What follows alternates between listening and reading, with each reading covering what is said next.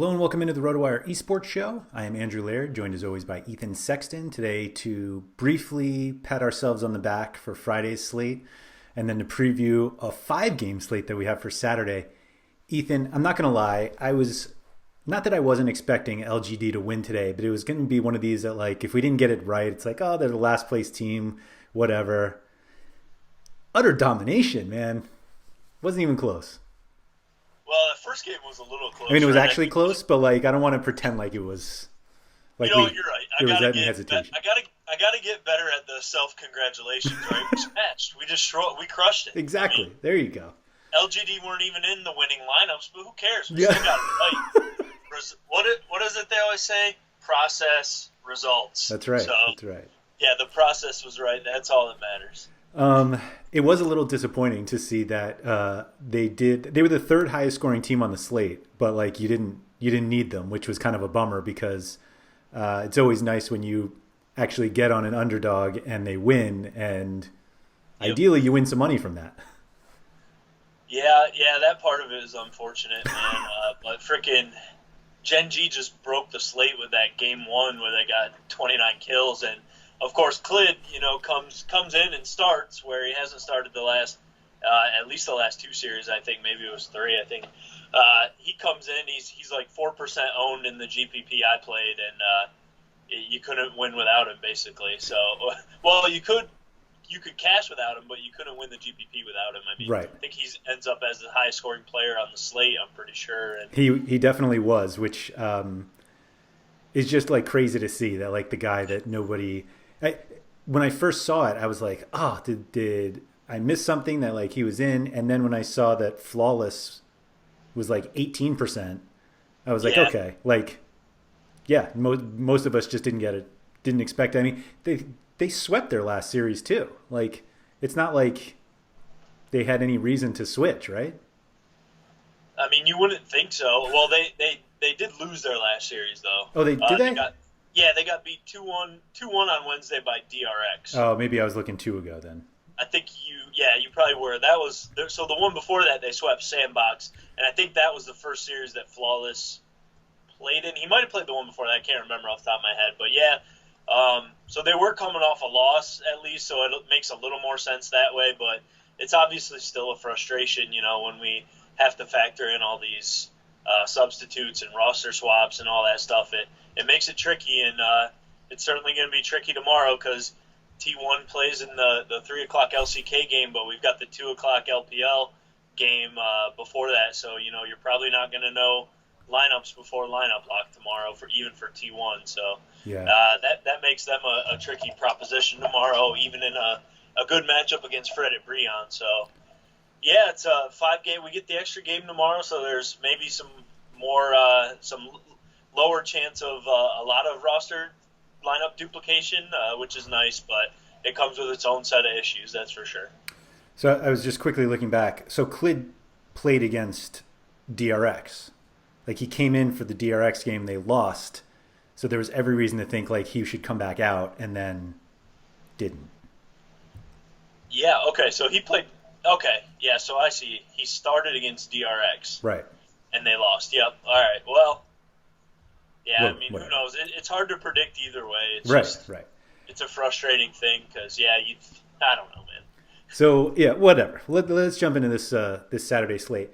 This, 5 games is already more different than we are used to seeing.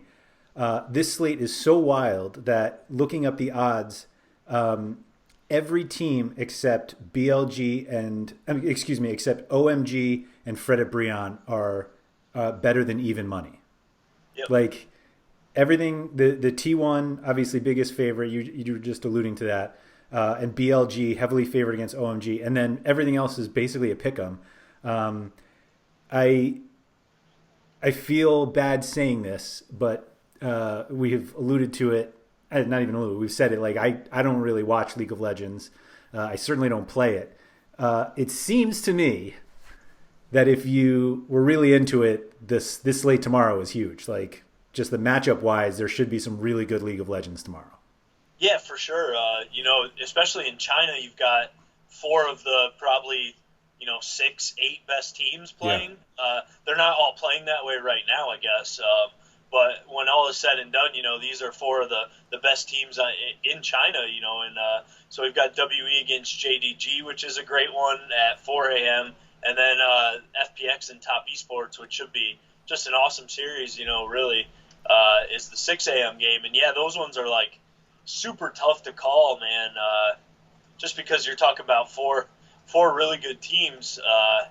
It makes things difficult for the DFS perspective. So yeah, I mean, maybe it's better it'd be better to take a day off and just enjoy the games. But we're not going to do that, right? You got to play no matter what. So yeah, it's definitely tricky. I mean, and then you throw in the fact that T1 are the biggest favorites on the slate, and who the hell knows who's going to start. So that makes it hard there. And then you've got BLG as the safe bet team to 2-0 tomorrow, I would say, along with T1. And their lineup is obviously, we know their starters, which is nice.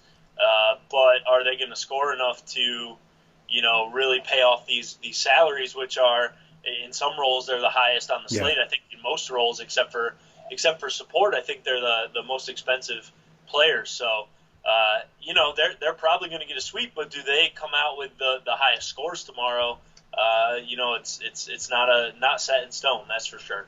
Yeah, absolutely. I think I was surprised, mostly because I thought it would just be a line more, but I kind of expected the T1 guys to be the most expensive just because they were the biggest favorite. But like, it makes sense that BLG's ahead of them for a number of reasons. So it was more just like bummed that they got it right.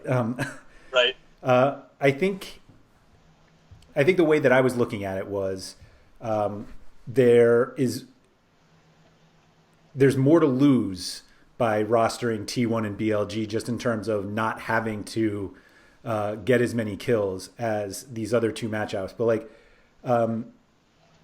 because I don't have like a history of watching this, do matchups like FPX and TES and OMG, and WE and JDG, do they end up being pretty bloody, or are they a little more methodical because the opponent is so good?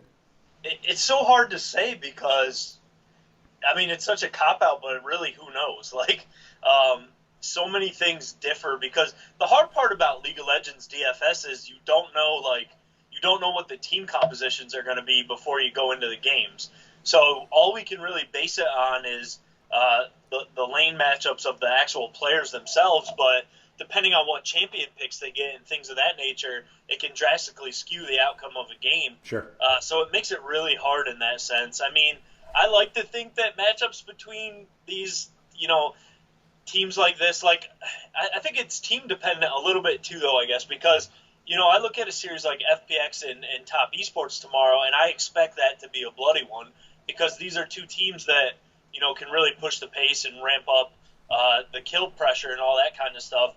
But then, you look at the other marquee matchup, JDG and WE. Like, WE is kind of a team we like to target for upside, right, and getting a lot of kills. But then you look at JDG, and even though they're a top team, they don't always score the best, right? So it makes it hard for me to really, like, give you a concrete answer, I guess, because it's just so much happens, like, that's out of our control. Like, once they get into Champ Select and they do the draft and stuff like that, it can really factor on, how one team picks a scaling comp and they don't want to fight early, and then, you got to wait all game and there's not a lot of kills early or something like that, and like it just can swing things. So it's really hard to say with any certainty, that any given series is going to be bloody for sure. Obviously, we like to target top teams against teams that give up a lot of deaths usually, and then we like to factor in is a team going to get a sweep? We're going to get the games not played bonus and things like that. Like, we always love going after IG because we know they're a team that push the pace. So, in certain situations we can feel better that teams are going to push for, 20 plus kills a game, but it's never a certainty, that's for sure. I mean, not only that, it also can change just game to game within a series that, they go in with one strategy in game one, get blown out, and now they have to change everything for game two anyway. So not that we can change our lineups at that point.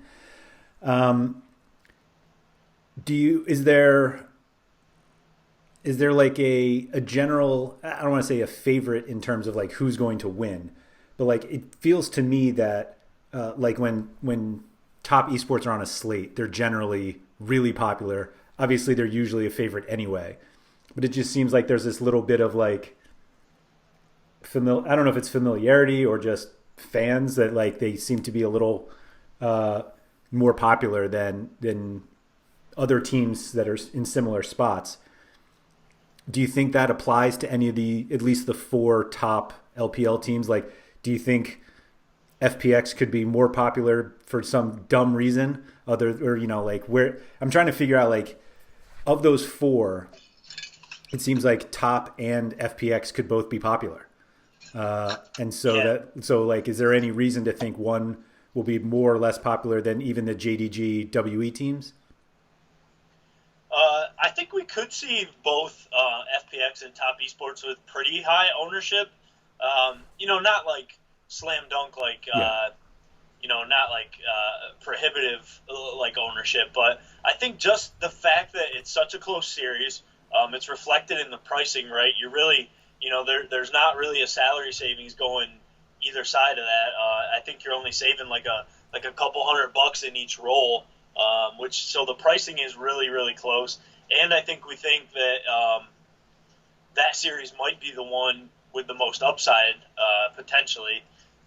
So I think both sides will get a fair amount of play tomorrow, which will make them a bit more popular. Whereas if you look at JDG and WE, you do actually get a little bit of salary savings going to JDG in that one. That one's fairly close too, I guess. But, you get a little more than the top esports FPX series in terms of salary if you want to play the underdog. But, if you do want to play JDG and get a little bit of salary savings, you have to consider the fact, are they going to pay off, I guess, because they certainly can put up high kill totals, but we don't feel as confident in them putting up high kill totals as we do, some of the other top teams in China. Right. So I feel like FPX and top will be more popular than JDG probably. But will they be more popular than WE? Maybe. Maybe people just sort of avoid that series, although I think WE maybe gets some popularity amongst people because they're a high upside team as well. So it's hard to call, man. I mean, I don't have any like real confident answers for either of those series, to be honest, but I feel like they could both blow up potentially, or they could be close affairs. It's really tough to call. They're both kind of on a knife's edge, I guess. Because we know that those 4 teams can score a lot, and we know BLG is such a big favorite, do you think this, like, it seems like we should just ignore this KT Africa matchup. It's a late LCK game, which has burned some people previously, including as far back as today. But like, even at their best, one of the two at their best, do you think they score enough to keep pace with whoever the winning LPL teams are? Man, no. But, right. I mean, we'll wake up tomorrow and that'll be the case. That'll be the big series probably. Yeah. But it's hard to imagine. I think if I was playing that series, I'd just play the Africa side and get the salary savings, honestly. I was a little surprised that the pricing is there's so much of a gap in pricing, because I don't think either team is great. We kind of talked about this with LGD yesterday or today, right? On yesterday's show. In a case like this where it's 2 kind of subpar teams, why not just take, unless one team is just so overwhelmingly bad, why not just take a shot on the underdog, because you get the salary savings. And, honestly, on tomorrow's slate, salary is going to be a little bit tough because we don't really like, we like JDG as an underdog, but you're not getting a ton of value by going there, right? You're not saving a ton of money. So really, Africa is the only underdog that I would look at, in terms of like salary savings. And that's just, in that matchup, I feel like why not take a shot with them, at a cheaper price against a KT team that's really nothing special, Yeah, right now, the last I checked on the odds that I wrote down, Africa is minus 111 and KT's minus 109. I mean, it's basically a coin flip. But you're right, they're definitely not priced that way. Like, yeah. So it's not, the odds aren't reflected in the salaries at all. Yeah. I mean, that's a potential spot to salary save at, or even maybe look, for a one-off. Their team slot is pretty cheap. I mean, so if they won 2-1, or even if they lose 2-1, but you can get enough points from the rest of your lineup by doing some salary saving there, maybe it pays off. It's a potential way to look, at least. Yeah, I mean, like Fred Brion's 3,800, Yep. OMG's 4,000. They're like big underdogs, and Yep. Afrika's 4,200, like 200 more than OMG. So Right. yeah, that's an interesting call there. The All right, I mean, I'm gonna skip that series anyway. I have no interest in an LCK. I was looking just at like game one kill props, and they're just like so like Afrika's is like 10.5. Like for reference, BLG's 16.5. Like just for game one, like it just doesn't make sense for me to target any of these LCK games or series just because I just expect. I mean, I guess, and then the problem with the T1 one is that like who knows who's starting. Yeah. Unfortunately, I mean, that it sucks. Honestly, it sucks that that series is on a 5-game slate, because we know the starters, and whoever starts for T1 certainly has upside in that series. Right.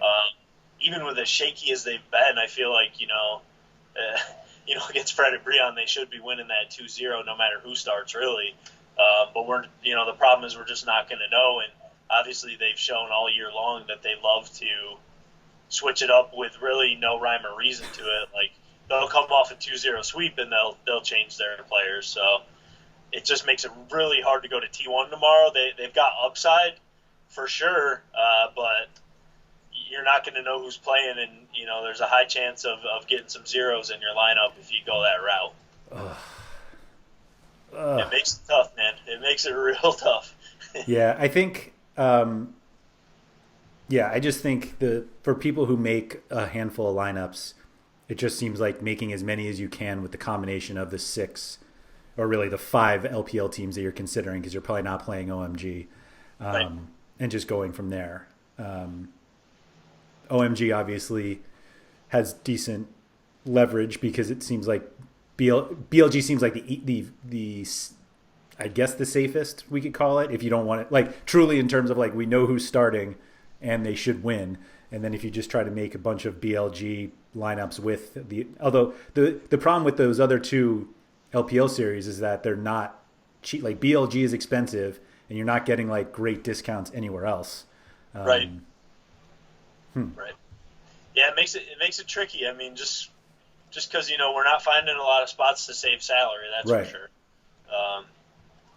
Do you think? Yeah, it makes it a little tough. Do you think there's a situation where kind of what we saw with E-Star and Thunder Talk this week, where like top loses but actually outscores FPX? No.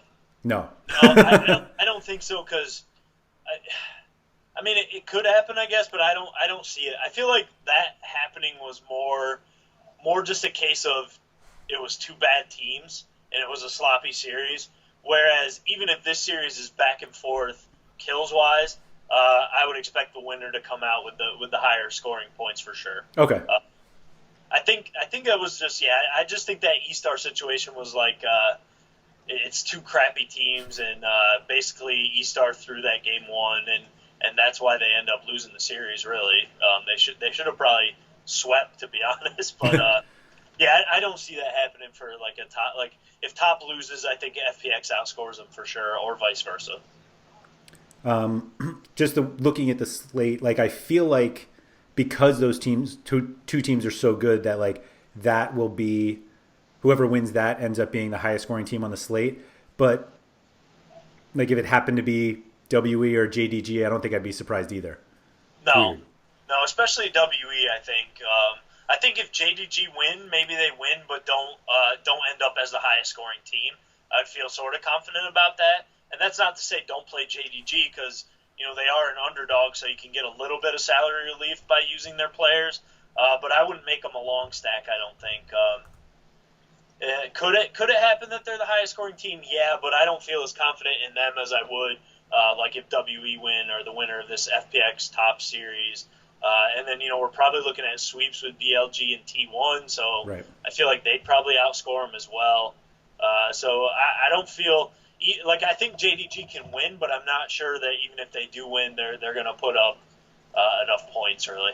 Okay, yeah, I think that's a good observation. Like I guess how I should put it is like I'd be pretty surprised if we saw a 4-man JDG stack be Right. in the winning lineup tomorrow. Yeah, no, I feel that. Yeah, I wonder if I'm guessing that they're the lowest owned of the four like upper tier teams. I would think so, yeah. I mean, they haven't really been playing that well, so it's like as simple as that, right? Right. That, and then coupled with the fact that they're not always the highest upside team, even when they do win. I think for upside, alone, I think I'd look at the three other big name teams there in the LPL tomorrow. I just see them all having way more upside in wins than JDG. Right. Yeah. OMG leads the slate in deaths per game. JDG is second. Yep. Of course, T1's after that, so who knows? I do know that it is a little weird, right? Because JDG aren't. I mean, they haven't been playing well, but we don't really think of them as like a crap team, right. Of course. But yeah, they've been struggling. So, if you go JDG, it's a lot to ask for them to win because they're playing a good team. And then even if they do win, which wouldn't be a shock necessarily, it's hard to imagine they just put up enough points. Right. Like they're, I guess they're kind of middle of the pack in kills per game, but it's right. Like literally kills per game, top FPX WE. Like, yep, that's it. Yep. They have way more upside, that's for sure. Yeah. Cool. All right, if you guys have enjoyed the video, if you could please hit the like button below. Feel free to subscribe to all of the RotoWire videos covering all the sports that we cover. So, also, if you are interested in any of the League of Legends tools that we sporadically show on the video, you can go to rotowire.com/pod. That's POD to get 10 free days to the site. No credit card required. Also gets access to our subscriber Discord, which is where a lot of additional League of Legends conversation happens amongst our subscribers. So feel free to check that out. Ethan, thank you for that, and good luck on Saturday. All right, good luck to everybody. It's a tough one tomorrow for sure.